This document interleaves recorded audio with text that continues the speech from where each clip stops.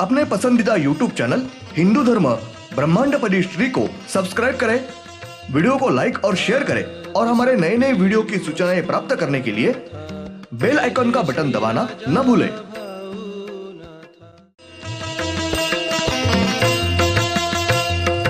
आरती सप्रेम मस्को बाना था, जय जय श्री राजा भाऊनाथा।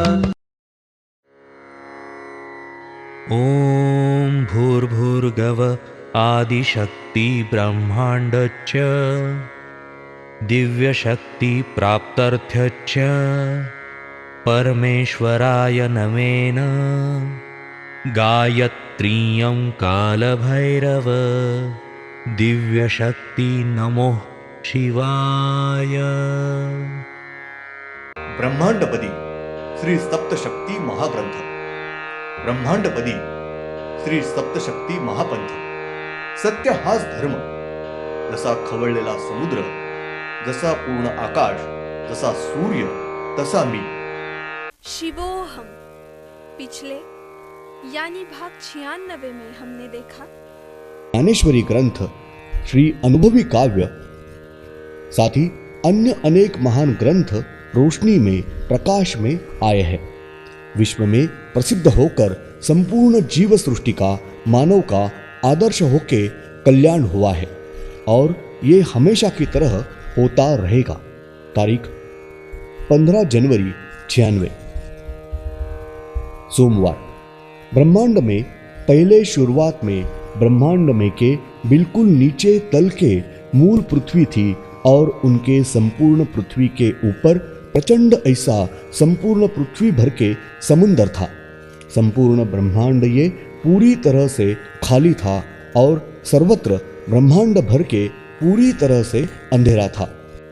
ब्रह्मांड में सूर्य, चंद्र, तारे, नवग्रह की पृथ्वी वगैरह कौन सी भी जीव सृष्टि नहीं थी।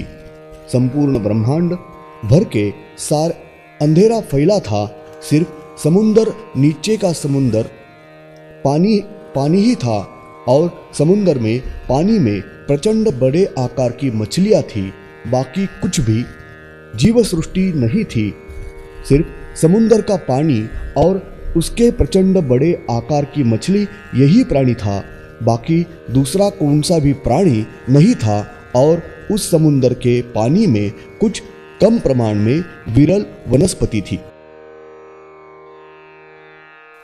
ब्रह्मांड में अपना जो सूर्य है वो सिर्फ एक ही सूर्य था और उस सूर्य की वजह से कुछ हद तक ब्रह्मांड में कभी भी दिन और रात हो रहे थे।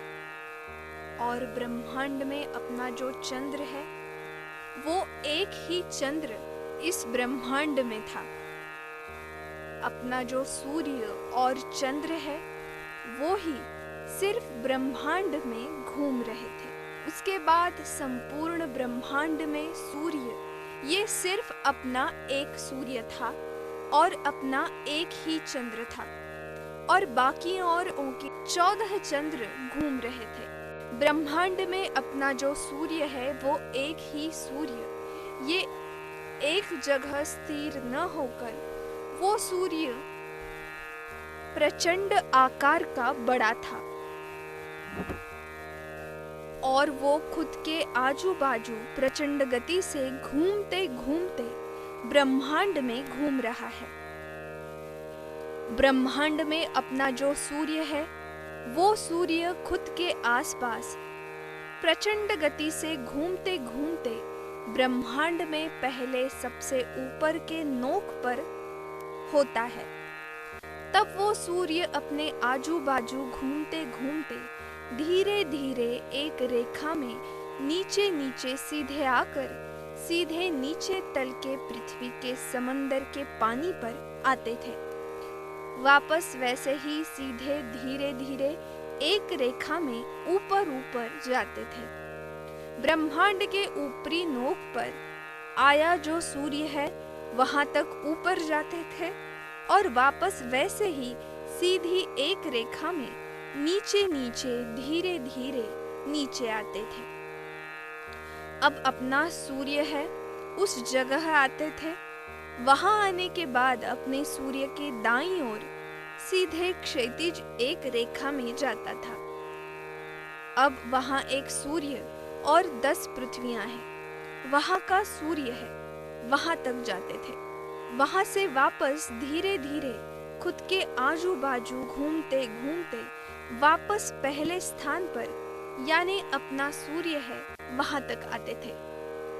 वापस उस जगह से सूर्य ये धीरे धीरे नीचे आता था और वापस नीचे के पृथ्वी पर के समुंदर के पानी के ऊपर आता था। वापस अपना सूर्य है वो सूर्य फिर धीरे धीरे ऊपर जाने के लिए शुरुआत करके धीरे धीरे ऊपर जाके ऊपर ब्रह्मांड के अंत पर जाते थे और वहां से वापस धीरे धीरे नीचे आने को शुरुआत करते थे। और अब अपना सूर्य जिस जगह स्थिर है उस जगह आकर वापस वहां से अपने सूर्य के दाएं बाजू को यानी 2 सूर्य और 12 पृथ्वी है वहां का अभी का जो सूर्य है उस जगह आकर वापस वैसे ही क्षितिज सीधी रेखा में धीरे धीरे वापस पीछे आते आते अब अपना सूर्य है उस जगह आकर वापस पहुंचने के बाद अपना सूर्य यानी मूल सूर्य है वो अपना सूर्य वापस धीरे धीरे नीचे आते आते समुंदर के पानी पर आता था और वापस वैसा ही धीरे धीरे ऊपर जाकर ब्रह्मांड के ऊपरी अंत तक जाता था और वहां से वापस खुद के आजू बाजू प्रचंड गति से घूमते घूमते धीरे धीरे नीचे आता था। इसी तरह अपना यानी मूल सूर्य ये संपूर्ण ब्रह्मांड में श्री शिव शंकर इनका त्रिशूल है उस आकार में। साथ ही श्री ईसा मसीह है उनका क्रॉस ये उस आकार में ब्रह्मांड में घूमता था। ब्रह्मांड में के मूल अपना चंद्र और अन्य बाकी 14 चंद्र यानी कुल 15 चंद्र है वो भी बहुत ही धीरे तरीके से खुद के आजू बाजू घूमते घूमते अपने सूर्य के आजू बाजू घूमते घूमते ब्रह्मांड में सर्वत्र कहीं भी घूमते थे। उस वक्त संपूर्ण ब्रह्मांड में कौन सी भी पृथ्वी या अन्य ग्रहमालिका नहीं थी। ब्रह्मांड में नीचे तल में समंदर का पानी, उस पानी में प्रचंड बड़े आकार की मछली और अन्य कुछ प्रमाण में वनस्पति, साथ ही ऊपर ब्रह्मांड में सिर्फ मूल सूर्य यानी अपना जो सूर्य है वो एक ही मूल सूर्य और अपना यानी मूल चंद्र और अन्य बाकी सर्वत्र घूमते रहे 14 चंद्र इतने ही ब्रह्मांड में घूमते थे। ब्रह्मांड में पूरी तरह से खाली रहे वातावरण में अपना यानी मूल चंद्र और अन्य 14 चंद्र थे वो पूरी तरह से काले ऐसे थे और उनको खुद का प्रकाश नहीं था क्योंकि वो खुद के आजू बाजू बहुत ही धीमे गति से कहीं भी भ्रमण करते थे। सिर्फ सूर्य को प्रखर ऐसा प्रकाश था। सारे चंद्र ये बहुत ही धीमे गति से धीरे से खुद के आजू बाजू और सूर्य के आजू बाजू घूमते भ्रमण और सूर्य के आजू बाजू घूमते भ्रमण करते थे।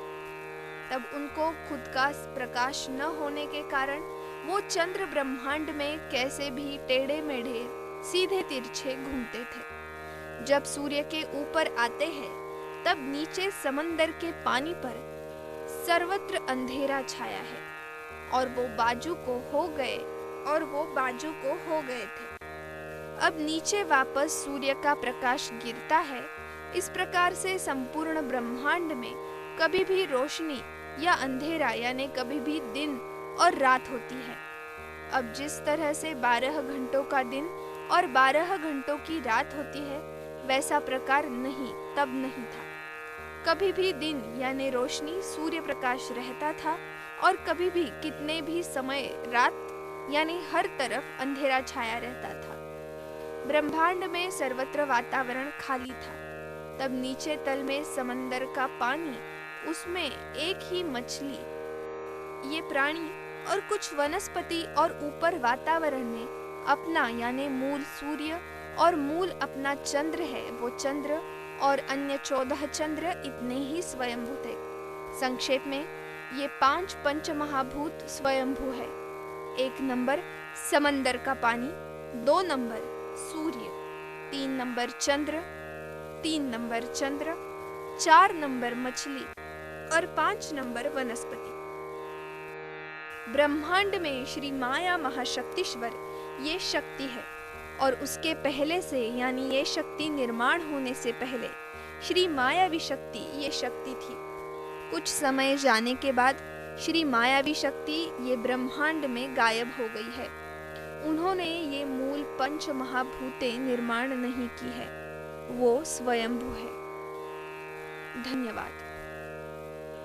अगले यानी भाग 98 में हम देखेंगे श्री 16 जनवरी 96 मंगलवार, ब्रह्मांड के तल के मूल पृथ्वी पर समंदर में स्वयंभू जो मूल वनस्पति यानी पहला मूल पेड़ ये श्री सूरजमुखी ये पेड़ स्वयंभू निर्माण हुआ है। श्री सूरजमुखी ये पेड़ पहली बार तल के समंदर में निर्माण हुआ है।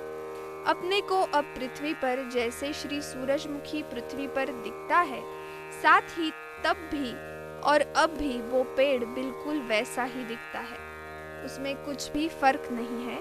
और उस वक्त मूल तल का समंदर है, उस समंदर का पानी ये मीठा और पीने लायक था।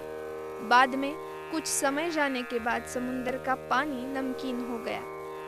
उस समंदर का पानी ये मीठा और पीने लायक था, बाद में वो नमकीन हो गया।